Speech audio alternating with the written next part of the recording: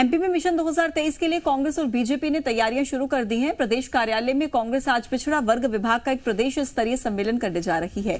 PCC chief Kamal Nath, सांसद राजमणि पटेल, कांग्रेस पिछड़ा वर्ग के राष्ट्रीय पदाधिकारी शामिल होंगे।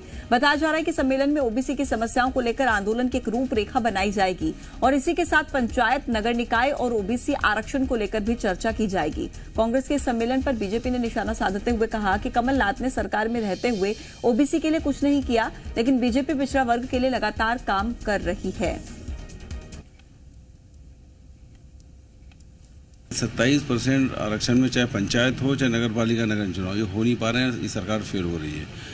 बच्चे बैठे हुए हैं पिछले 1 महीने से ज़्यादा से धरने पे, जो शिक्षक थे, जो चयनित हुए थे पिछड़े वर्ग के, उनका कोई निराकरण ये सरकार कर नहीं रही। तो कुल मिला के पिछड़ा वर्ग में जो असंतोष है उसके संबंध में मीटिंग है। कमलनाथ जी और जो हमारे सांसद हैं राज्यसभा के राजमणि पटेल साहब, वो इस मीटिंग को लेंगे और मंथन करके किस तरह से इस पूरे मामले को आगे बढ़ाया जाए और सरकार को मजबूर किया जाए।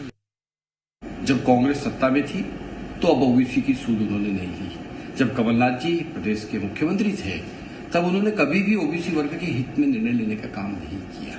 जब भारतीय जनता पार्टी की सरकार है और आज हमारे मुख्यमंत्री जी जो स्वयं ओबीसी वर्ग से आते हैं, उन्होंने सामान्य वर्ग एससी एसटी के साथ साथ ओबीसी के भी उत्थान की जब बात करी तो कांग्रेस के पेट में मरोड़ उठ रही है और वो इस प्रकार के आयोजन करने का काम कर रही है।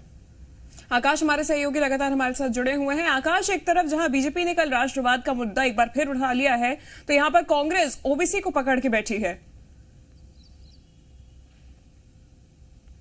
देखिए, मध्य प्रदेश में ओबीसी की आबादी 50% से ज्यादा है, यानी कि आधी आबादी ओबीसी की है और ओबीसी जिसके साथ होते हैं सत्ता की चाबी उसके पास होती है। इसलिए दोनों ही राजनीतिक पार्टियां ओबीसी वर्ग को साधने में लगी हुई नजर आती हैं और आज मध्य प्रदेश कांग्रेस कमेटी एक बड़ा आयोजन करने जा रही है। प्रदेश स्तरीय ओबीसी कार्यकर्ताओं का सम्मेलन है।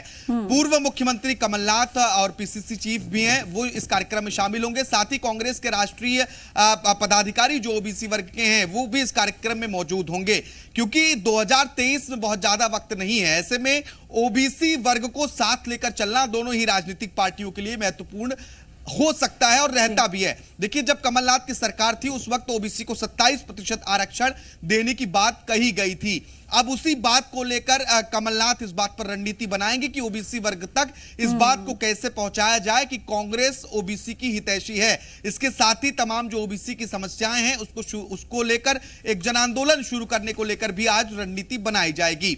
ओबीसी मध्य प्रदेश की राजनीतिक लिहाज से बहुत महत्वपूर्ण रहे हैं।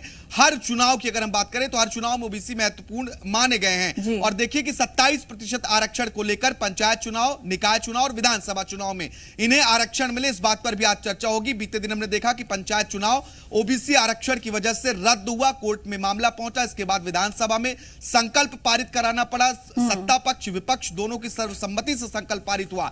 इस लिहाज से आप अंदाजा लगाइए कि ओबीसी बिल्कुल आकाश, और ओबीसी वर्ग को लेकर राजनीति हमने लगातार देखी है, प्रदेश में होती रही है और अच्छा खासा, क्योंकि वोट बैंक है। कोई भी दल नहीं चाहेगा कि ओबीसी वर्ग को नाराज किया जाए। उनका भरोसा कैसे जीतना है, इसी कोशिश में जुटे हुए हैं सभी।